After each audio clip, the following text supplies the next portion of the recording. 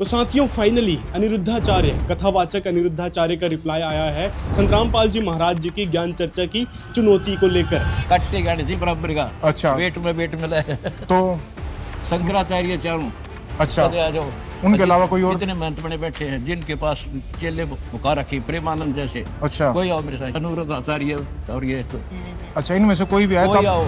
और रिप्लाई भी बहुत ही बचकाना सा है। रामपाल जी ने मेरा नाम लेके बोला था कि मैं अनिरुद्धाचार्य जी से शास्त्रार्थ करना चाहता हूँ। उन्होंने मेरे को बोला था, मैंने कहा जो फर्जी है उससे क्या शास्त्रार्थ करना। शास्त्रार्थ वहाँ किया जाता है जहाँ कोई सही हो। जब आप पूरे फर्जी हैं, जब वेदों पुराणों के अस्तित्व को नकारेंगे, गलत तरीके से बोलेंगे, तो आपसे क्या शास्त्रार्थ करें। शास्त्रार्थ वहाँ किया जाता है जहाँ शास्त्रों का सामने वाले को कुछ ज्ञान हो। जहाँ कुछ ज्ञान ही नहीं है तो उनसे क्या शास्त्रार्थ करके हम अपना टाइम वेस्ट करें। अगर तुम शास्त्रों के सही में मर्मज्ञ ज्ञाता हो तो फिर करो संतरामपाल जी महाराज से ज्ञान चर्चा। क्यों इस प्रकार की बेफालतू की बातें करनी पड़ रही है, क्यों भागना पड़ रहा है ज्ञान चर्चा से। दोस्तों इनको पता है कि संतरामपाल जी महाराज से ज्ञान चर्चा करना मतलब अपने पैर पर कुल्हाड़ी मारना, और इसी डर से ये संतरामपाल जी महाराज से ज्ञान चर्चा नहीं करना चाहते। अगर इन्होंने संतरामपाल जी महाराज से ज्ञान चर्चा की तो इनको मुंह छुपा के भागना पड़ेगा। तो इस डर से भी ये संतरामपाल जी महाराज से ज्ञान चर्चा करने से कतराते हैं। अगर तुमको सच में पता है कि संतरामपाल जी महाराज कबीर साहब को भगवान बताते हैं, कबीर साहब खुद राम के भक्त थे, तो आकर ज्ञान चर्चा में क्यों नहीं कहते ये बात, सिद्ध करके दिखाते कि कबीर साहब खुद राम जी के भक्त थे। संतरामपाल जी महाराज को शास्त्रों का ज्ञान नहीं है। आप ज्ञान चर्चा में आकर भी बोल सकते थे, लाइव डिबेट कर सकते थे, संतरामपाल जी महाराज को पराजित कर सकते थे, लेकिन नहीं। असल में ये अनिरुद्धाचार्य अपनी छवि को संतरामपाल जी महाराज के अंदर देखने का प्रयास कर रहा है। जब आप पूरे फर्जी हैं, जब वेदों पुराणों के अस्तित्व को नकारेंगे, गलत तरीके से बोलेंगे, तो आपसे क्या शास्त्रार्थ करें। असल में फर्जी तो ये है जिसको गीता का ज्ञान नहीं है, जिसको पवित्र वेदों का ज्ञान नहीं है, ना ही हमारे सनातन के किसी सदग्रंथ का ज्ञान है। और वो कैसे, आपको एक एक तथ्य से रूबरू करवाएंगे। जैसे किसने कहा कि भाई पवित्र गीता जी को हमने पढ़ना चाहिए, तो पवित्र गीता जी में कहीं भी कृष्ण जी की भक्ति करने का कोई प्रावधान नहीं है।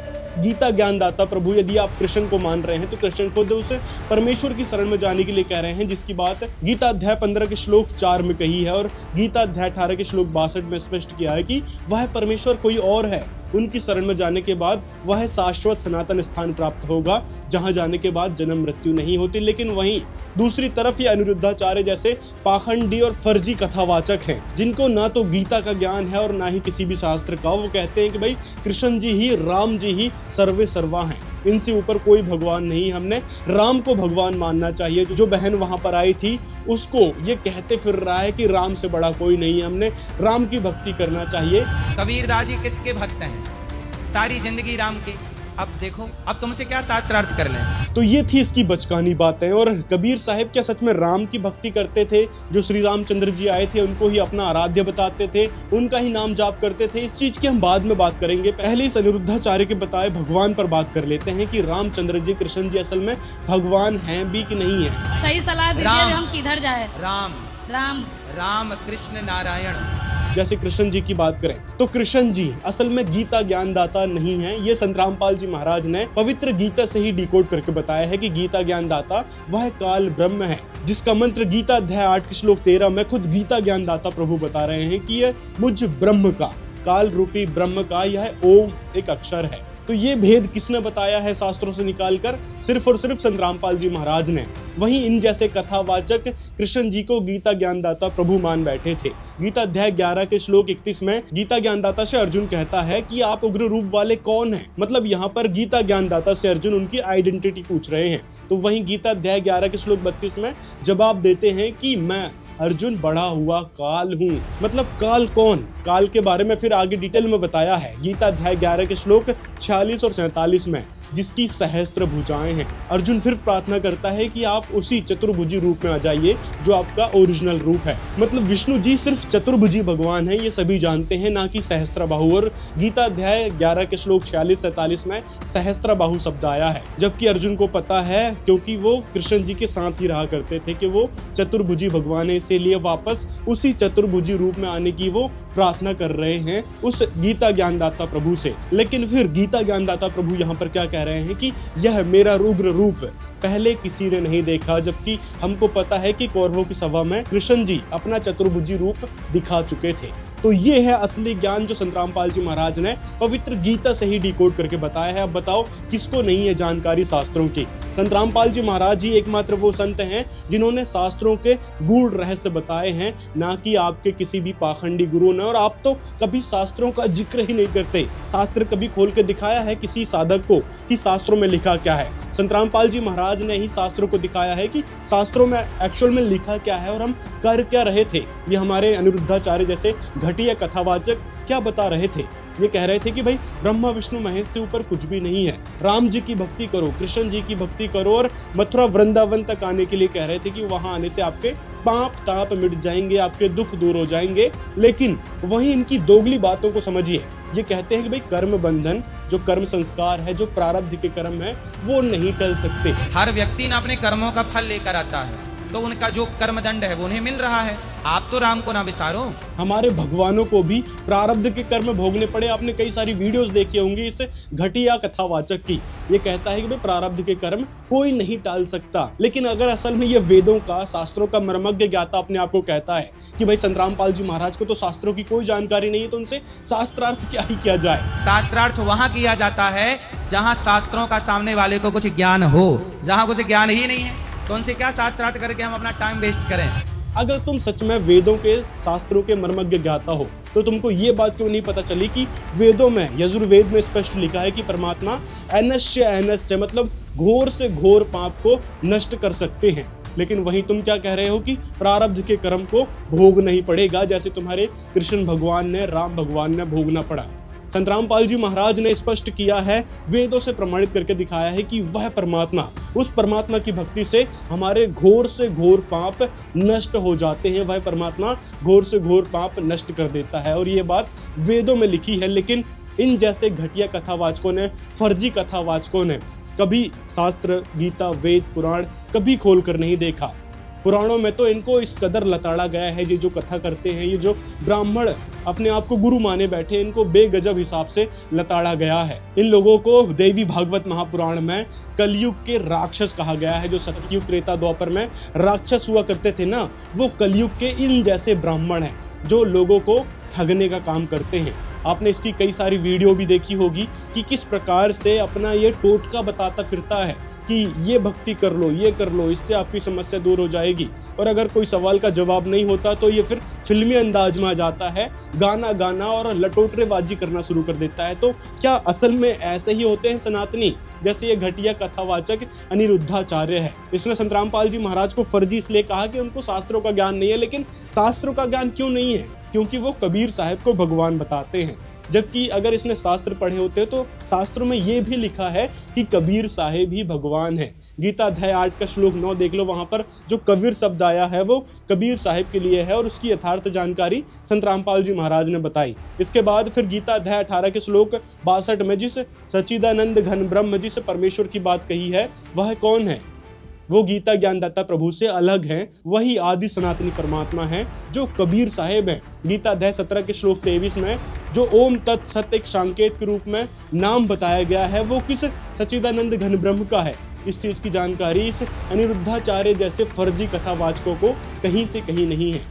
अब आप कहोगे भाई संत रामपाल जी महाराज को अनिरुद्धाचार्य ने फर्जी कहा, तो आप उस अनिरुद्धाचार्य को फर्जी बताने लगे। लेकिन दोस्तों, यहाँ पर उसने कोई प्रमाण नहीं दिया संत रामपाल जी महाराज को फर्जी कहने का। पहली बात उसने कही कि संत रामपाल जी महाराज को शास्त्रों का ज्ञान नहीं है। संत रामपाल जी महाराज ने गूढ़ रहस्य, शास्त्रों के ही गूढ़ रहस्य खोल कर दिखा दिए कि कहाँ तक का ज्ञान रखते हैं संत रामपाल जी महाराज और कहाँ तक का ये ज्ञान रखते हैं अनिरुद्धाचार्य जैसे कथावाचक। फिर इसने कहा था कि कबीर साहेब को ये भगवान बताते हैं। वेद शास्त्रों में कहीं भी कबीर को भगवान नहीं बताया गया है, और कबीर साहेब तो राम के भक्त थे और सब लोग जानते हैं। कबीर दास जी को आप कह रहे हैं भगवान है, जबकि कबीर दास जी ने राम राम जपा है। पूछो, किसी भी से पूछो, कबीर दास जी किसके भक्त हैं? मतलब दर्शकों से बोल रहा है कि ये लोग जानते हैं कि कबीर साहेब राम के भक्त थे, तो कबीर साहेब राम के भक्त हो गए। मतलब इसके पास ना तो कोई प्रमाण है ना कुछ।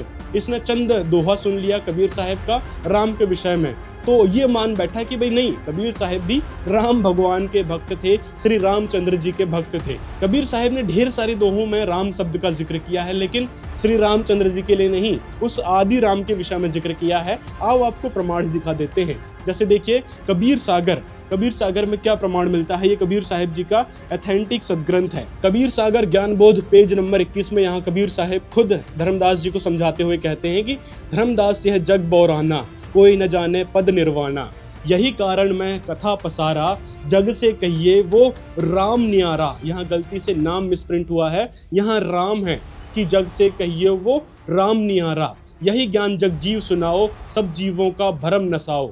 अब मैं तुमसे कहूँ चिताई, त्रिदेवन की उत्पत्ति भाई, साहब कीन एक अजब तमाशा, सो सब कहूँ मैं तुम्हरे पासा। भरम गए जग वेद पुराणा, आदि राम का भेद न जाना, राम राम सब जगत बखाने, आदि राम कोई विरला जाने, राजा राम सबको यह जग जाने, तुम सो ताको भेद बखाने। अब यहाँ पर जो नाम शब्द आया है, इस पर ये शंका करने लग जाएगा कि देखो, कहा था ना कि संत रामपाल जी महाराज फेर बदल करते हैं शब्दों में, तो उसको ऑथेंटिकेशन आप यहाँ से ले सकते हैं कि जैसे आप इस लाइन में पढ़िए, यहाँ पर राजा राम की बात हुई है कि राजा राम को सब जग जानते हैं, लेकिन ऊपर जो नाम शब्द का जिक्र आया है कि आदि नाम कोई विरला जाने, तो यहाँ पर कबीर साहिब राम राम राम के बारे में जिक्र कर रहे हैं कि हम राम को तो जानते हैं, राजा राम को जानते हैं, लेकिन उस आदि राम को नहीं जानते। यहाँ पर लिखा है कि राम राम सब जगत बखाने, आदि राम कोई विरला जाने, मतलब राम राम तो सब बोलते हैं, लेकिन वह आदि राम, अगर यहाँ नाम लेके भी चलें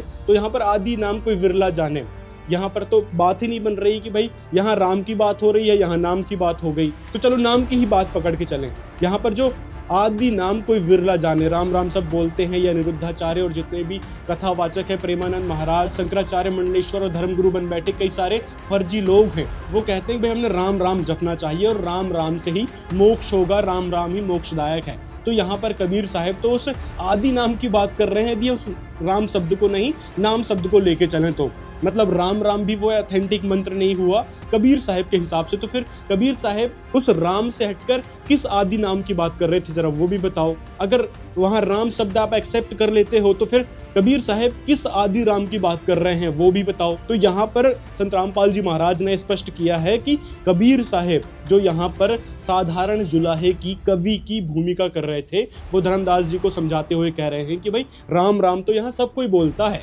लेकिन उस आदि राम को कोई नहीं जानता। नीचे लिखा है कि राजा राम को सब जग जाने, तुमसे ताको भेद बखाने, मतलब राजा राम को ये सब जग जानता है और तुमको उनका भेद बताते फिर रहा है। जैसे ये अनिरुद्धाचार्य जैसे कथावाचक उस राम श्री राम के बारे में भेद बताते फिरते हैं कि राम जी तो ऐसे थे, मर्यादा पुरुषोत्तम थे और उनके जीवन से हमने सीख लेनी चाहिए, उनकी ही भक्ति करना चाहिए, उन्होंने रावण को मार दिया, उन्होंने ये कर दिया, उन्होंने वो कर दिया, इसी के कारण वो परमेश्वर हो गए। जबकि दोस्तों कबीर साहिब ने उनकी वास्तविकता बताई है और हमारे पुराणों में उनकी वास्तविकता मिलती है कि रामचंद्र जी कोई भगवान नहीं थे, उनको प्रारब्ध के कर्म भोगने पड़े, लेकिन वेदों में आता है कि वह परमात्मा किसी भी कर्म बंधन से परे है, उन पर कोई भी कर्म लागू नहीं होता। लेकिन रामचंद्र जी जिनको ये परमात्मा मानते हैं उन पर कर्म लागू हुआ, तो ये सोचने वाली बात है। लेकिन अनिरुद्धाचार्य जैसे फर्जी घटिया कथावाचक इस चीज को नहीं एक्सेप्ट करेंगे, क्योंकि इनको अपनी दुकान चलानी है। दुकान चलाने के कारण ही भागवत महापुराण में इनको कहा है कि ब्राह्मण केवल अन्न धन इत्यादि के लोभवश घर घर और जन जन को भागवत की कथा सुनाने लगे हैं, इसलिए कथा का सार चला गया है। यानी जो ये कथा सुनाते हैं जन जन को अपने धन आदि और अन्न मिलने के लोभवश, इसलिए कथा का सार चला गया है। नीचे लिखा है पंडितों की यह दशा है। इन अनिरुद्धाचार्य जैसे पंडित बन बैठे लोगों के लिए भागवत महापुराण में कहा गया है कि पंडितों की यह दशा है कि वे अपनी स्त्रियों के साथ भैंसों की तरह रमण करते हैं, उनमें संतान पैदा करने की ही कुशलता पाई जाती है, मुक्ति साधन में वे सर्वथा अकुशल हैं। यानी मुक्ति मार्ग का, मोक्ष मार्ग का इनके पास कोई साधन नहीं है, कोई उपाय नहीं है, ये सिर्फ और सिर्फ लोगों को ठगना मात्र जानते हैं। तो ये बात स्पष्ट रूप से भागवत महापुराण कह रही है इन अनिरुद्धाचार्य जैसे कथावाचकों के लिए। फिर आगे जिनको ये आराध्य बताते हैं उनके बारे में क्या लिखा है, देखिए चतुर्थ स्कंद देवी भागवत महापुराण में ब्रह्मा विष्णु और इंद्र आदि जो देवता हैं तथा मुनिगण हैं, वे भी अपनी आयु के परिणाम काल तक जीवित रहते हैं, मतलब इनकी जन्म मृत्यु होती है। हे राजन, अंत काल आने पर स्थावर जंगात्मक यह सब जगत विनिष्ट हो जाता है, इसमें कभी भी कुछ भी संदेह नहीं करना चाहिए। हे भोपाल, अपनी आयु का अंत हो जाने पर ब्रह्मा विष्णु महेश इंद्र आदि जो देवता हैं वो भी विनिष्ट हो जाते हैं और सृष्टि काल आने पर पुनः ये उत्पन्न हो जाते हैं। मतलब यहाँ पर ब्रह्मा विष्णु महेश जितने भी देवता हैं, अब विष्णु जी के अवतार है रामचंद्र जी कृष्ण जी, उनकी भी जन्म मृत्यु होती है। ब्रह्मा विष्णु महेश विनाश में आते हैं, ये स्पष्ट रूप से देवी भागवत महापुराण का चतुर्थ स्कंद अध्याय 13 कह रहा है। और यही नहीं, विष्णु जी खुद स्वीकार कर रहे हैं देवी भागवत महापुराण के तृतीय स्कंद के चतुर्थ अध्याय में कि यहाँ पर कह रहे हैं कि ब्रह्मा, मैं यानी विष्णु तथा शंकर, हम सब आपके ही प्रभाव से उत्पन्न होते हैं। जब हम नित्य नहीं हैं तो फिर इंद्र आदि प्रमुख देवता किस प्रकार नित्य हो सकते हैं। तो ऐसे ऐसे गूढ़ रहस्य संत रामपाल जी महाराज ने बताए हैं कि इंद्र आदि जो जितने भी देवता हैं, ब्रह्मा विष्णु महेश हैं, ये अविनाशी नहीं है, ये नित्य नहीं है, इनकी जन्म मृत्यु होती है, ये विनिष्ट में आते हैं। ये ना तो पाप कर्म काट सकते हैं और ना ही उसमें कोई फेर बदल कर सकते हैं। तो ये सच्चाई किसने बताई है? शास्त्रों से निकाल कर संत रामपाल जी महाराज ने। और आप अनिरुद्धाचार्य जैसे कथावाचक क्या सुनाते आ रहे हैं? इनकी लीलाएं, जबकि ये खुद जन्म मरण के चक्र में फंसे हैं। गीता में स्पष्ट रूप से उस सच्चिदानंद घन ब्रह्म की बात गीता ज्ञानदाता प्रभु कर रहे हैं, लेकिन उस चीज की जानकारी इन जैसे घटिया फर्जी कथावाचकों को कहीं से कहीं तक नहीं है। और अगर संत रामपाल जी महाराज ने बता दी तो उनको ये फर्जी कहने लगता है। मैंने कहा जो फर्जी है उससे क्या शास्त्रार्थ करना। यही नहीं, ढेर सारे प्रमाण संत रामपाल जी महाराज ने दिखाए हैं ब्रह्मा विष्णु महेश और आपके आराध्य देवी देवताओं के बारे में। यहाँ तक कि रामचरितमानस से भी ऐसे ऐसे प्रमाण दिखाए हैं जिससे स्पष्ट होता है कि रामचंद्र भी और तुलसीदास भी रामचंद्र जी से हटके किसी और भगवान की, किसी और परमात्मा की बात कर रहे हैं। और अगर आप अभी भी मानते हो कि भाई कबीर साहब राम जी के भक्त थे, तो कबीर साहब ने खुद कबीर सागर में राम शब्द की उत्पत्ति के बारे में बताया है कि ये राम शब्द कैसे बना। और कबीर साहब का एक दोहा और आता है, वो बता देते हैं। कबीर साहब ने 4 राम के विषय में बताया है, 5 राम के विषय में बताया है एक्चुअल में। कबीर साहब कहते हैं कि एक राम दशरथ का बेटा, वही रामचंद्र जी, एक राम घट घट में बैठा, एक राम का सकल पसारा, एक राम त्रिभुवन से न्यारा, इन चौथा छोड़ पंचम को ध्यावे, कहे कबीर सो हम तक आवे। मतलब कबीर साहब यहाँ कह रहे हैं कि इन 4 राम को छोड़कर जो 5वें भगवान, उस 5वें राम को याद करता है, जो उनकी भक्ति करता है, उस भक्ति के जरिए वो उन तक पहुंच जाता है। तो कबीर साहब उस राम की बात किया करते थे। अब सुनो, कबीर साहब ने कबीर सागर में राम शब्द की उत्पत्ति के विषय में बताया है। तब ही निरंजन जतन विचारा, निरंजन मतलब वही काल ब्रह्म। यहाँ पर काल ब्रह्म के बारे में कबीर साहब जी धर्मदास जी को बता रहे हैं कि उस निरंजन ने विचार किया। तब ही निरंजन जतन विचारा, शून्य गुफाते शब्द उचारा, शून्य गुफा से एक शब्द उच्चारण किया। ररार सुशब्द उठा बहुबारा, माँ अक्षर माया संचारा, 2 अक्षर कहे समके राखा, राम नाम सबहिन अभिलाषा, राम नाम ले जगह दृढ़ायो, काल फंद कोई चीन न पायो, यह विधि राम नाम उत्पानी, धर्मदास परख लेहु यह वाणी। मतलब कबीर साहब कह रहे हैं धर्मदास जी को समझाते हुए कि भाई राम नाम की उत्पत्ति ऐसे हुई है। तो यहाँ पर कबीर साहब ने उस राम शब्द की उत्पत्ति भी बता दी। और त्रेता युग में रामचंद्र जी का नाम राम कैसे पड़ा, उसके बारे में भी संत रामपाल जी महाराज ने पूरा ही डिकोड करके बताया है। इस वीडियो को आप देख सकते हैं। राम नाम हमने क्यों नहीं जपना चाहिए, क्या बताते हैं कबीर साहब, पूरी बात की गई है इस वीडियो में। इस वीडियो के बाद आप जाकर देख सकते हैं, लिंक डिस्क्रिप्शन में मिल जाएगा। और रामायण में, आनंद रामायण में ये भी प्रमाण मिलता है कि राम तो कई सारे आ लिए और जा लिए, उनकी जन्म मृत्यु होती है। मतलब विष्णु जी को यहाँ पर कर्म अनुसार जो श्राप लगा था नारद जी का, उस श्राप के अनुसार यहाँ आना पड़ता है, अपना कर्म भोग भोगना पड़ता है। देखिए आनंद रामायण से प्रमाण, वाल्मीकि जी के द्वारा रचित इस आनंद रामायण से स्पष्ट हो जाता है कि हनुमान जी को मुनिंदर ऋषि जी मिले थे। मुनिंदर ऋषि जी ने स्पष्ट किया था कि भाई राम तो कई सारे आ लिए और जा लिए। कमंडलों में से जो अंगूठी थी वो निकाल के देखा तो वहाँ ढेर सारे थे, अनगिनत थे। मतलब यहाँ पर अनगिनत हनुमान आ चुके हैं, अनगिनत राम आकर जा लिए अपने कर्म संस्कार भोग कर। तो ये सृष्टि इस प्रकार से चल रही है। लेकिन अगर इससे बाहर निकलना है, मोक्ष पाना है, तो हमने पूर्ण परमात्मा की भक्ति करनी चाहिए, जिसके बारे में हमारे गीता वेद पुराण स्पष्ट कर रहे हैं कि हमने गुरु बनाकर उस तत्वदर्शी संत की शरण में जाकर भक्ति करना चाहिए। अब संत रामपाल जी महाराज ने गीता वेद पुराण के अनुसार स्पष्ट किया है कि हमने किस परमात्मा की भक्ति करना चाहिए। अब तुम लोग राम शब्द को इतना महत्व देते हो, रामायण का पाठ करने के लिए बोलते हो, हमने रामचरितमानस का या कहें रामायण का पाठ करना चाहिए। ज्यादा से ज्यादा पाठ करने से हमको मोक्ष मिलेगा, हमारे जो पाप कर्म है वो कटेंगे। लेकिन जनसेंघा जी की एक पुस्तक है, उसमें प्रमाण मिलता है, क्योंकि उन्होंने वो अनुभव करके देखा कि रामायण से कोई लाभ नहीं होता, रामायण के पाठ से कोई लाभ नहीं होता। देख यहाँ पे कहा है कि 18 बार रामायण का पाठ करने पर भी सिर पर पाप की मटकी जो रखी पड़ी है उसका भार कम नहीं होगा। यानी तुम कितने ही रामायण का पाठ कर लो, रामचरितमानस का पाठ कर लो, उससे कोई पाप नहीं कटने वाले, थोड़े भी नहीं कटने वाले, इससे कोई लाभ नहीं होता। हमने पाप कर्म काटना है तो उस यथार्थ भक्ति को अपनाना पड़ेगा जो संत रामपाल जी महाराज बताते हैं। और अनिरुद्धाचार्य से कहना चाहते हैं कि भाई तुमको सब जानकारी है कि संत रामपाल जी महाराज गलत भक्ति बताते हैं, उनको शास्त्रों का ज्ञान नहीं है, तो शास्त्रार्थ करने में क्या दिक्कत आ रही है? शास्त्रार्थ करने से तुम्हारा ज्ञान बढ़ेगा, नहीं तो संत रामपाल जी महाराज को आप पराजित कर दोगे शास्त्रों के अकॉर्डिंग या शास्त्रार्थ में। तो चुनौती को एक्सेप्ट करने में तुम्हारी क्यों फटी पड़ी है? संत रामपाल जी महाराज की ख्याति दिनों दिन बढ़ रही है, लगातार संत रामपाल जी महाराज का ज्ञान जन जन तक पहुंच रहा है। इन जैसे लोगों को मानने वाले कई सारे लोग संत रामपाल जी महाराज की शरण में आकर भक्ति कर रहे हैं। मतलब हम जैसे लोग भी पहले इन्हीं को सुना करते थे, इनके द्वारा जो बातें बताई जाती थी उसको भाई एकदम सिर मत्थे रखकर चलते थे। लेकिन जब हमने शास्त्रों को खोला, शास्त्रों को डिकोड करके देखा संत रामपाल जी महाराज के ज्ञान अनुसार, तब जाके पता चला कि भाई ये लोग तो सिर्फ अपना धंधा चमकाने में लगे हैं। अनिरुद्धाचार्य है, देवकी नंदन है, प्रेमानंद महाराज है, प्रदीप मिश्रा है, धीरेन्द्र शास्त्री है, ये सब की सब सिर्फ सुनी सुनाई कथाएं आगे लोगों के बीच परोसने लगते हैं। इनको धर्म ग्रंथों का, शास्त्रों का कोई ज्ञान नहीं है और ना ही ये कभी खोल कर देखते हैं कि हमारे शास्त्रों में लिखा क्या है। शास्त्रों में स्पष्ट रूप से उस परमेश्वर की भक्ति के विषय में बताया गया है। जैसे गीता अध्याय 8 के श्लोक 13 में ओम मंत्र का जिक्र है, गीता अध्याय 8 के श्लोक 16 में उस ब्रह्मलोक के बारे में बात कही गई है जो ब्रह्मा विष्णु महेश से ऊपर का लोक है, जो स्वर्ग इत्यादि से ऊपर का लोक है।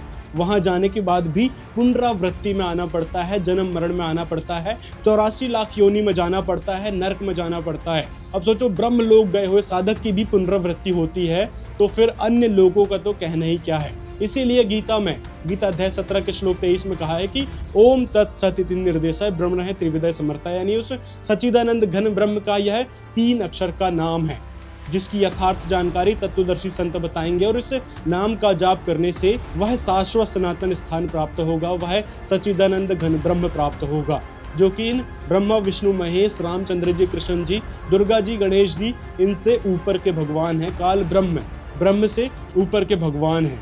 तो उन भगवानों की जानकारी संत रामपाल जी महाराज ने बताई है। कबीर साहिब राम की भक्ति नहीं करते थे, 5 राम के बारे में कबीर साहिब ने बताया है, और उस 5वें राम, इस रामचंद्र जी से अलग जो आदि राम है, उसकी भक्ति हमने करना चाहिए। ये कबीर साहिब बार बार समझाया करते थे अपने दोहों के माध्यम से, ना कि वो खुद राम की भक्ति किया करते थे। कबीर साहिब यहाँ पर एक दास की भूमिका निभा रहे थे, कवि की भूमिका निभाकर लोगों को समझा रहे थे कि हमने उस भगवान की भक्ति करना चाहिए, उस परमात्मा, उस आदि राम की भक्ति करना चाहिए, जो कि रामचंद्र जी से अलग है। क्या पढ़ती हो?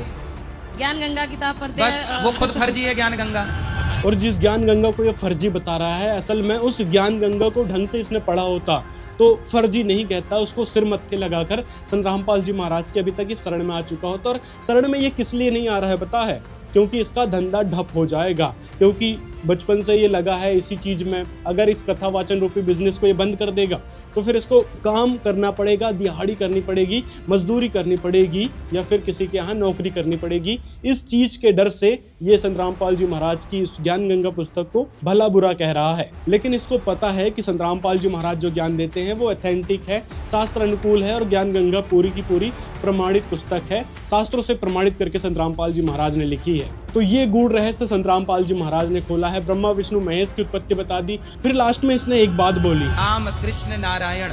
आप बताओ, श्री कृष्ण गोविंद हरे मुरारी, हे नाथ नारायण वासुदेव, ये कीर्तन आप सदा से सुनती आई हो? हाँ जी।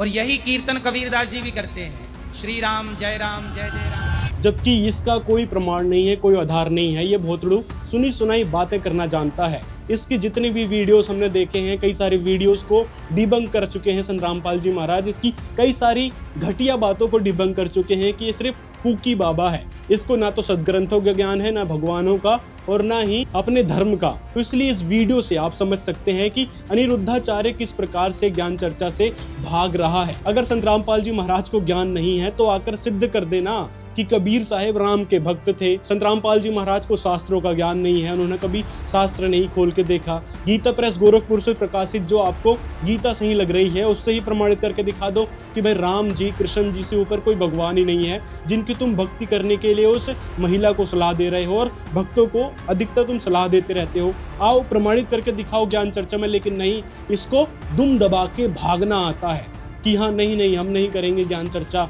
ऐसे फर्जी लोगों से क्या ज्ञान चर्चा करें जिनको ज्ञान नहीं है। तो तुम आके करवा दो ज्ञान, लोगों को बता दो, संत रामपाल जी महाराज के भक्तों को बता दो कि तुम्हारे पास क्या ज्ञान है, संत रामपाल जी महाराज कैसे लोगों को गुमराह कर रहे हैं, लेकिन तुमको भागना आता है। तो इस वीडियो से ये अनिरुद्धाचार्य भगोड़ा सिद्ध होता है, क्योंकि इसको सिर्फ और सिर्फ भौंकना आता है, ना कि कोई बात प्रूफ करना है। ये कोई भी बात ऑथेंटिक रूप से शास्त्रों से प्रमाणित करके नहीं बताता, सिर्फ ये बजते रहता है भोंपू की तरह। तो ऐसे भोंपू भगोड़े कथावाचकों के बारे में आपकी क्या राय है, कमेंट में हमें ज़रूर बताएं।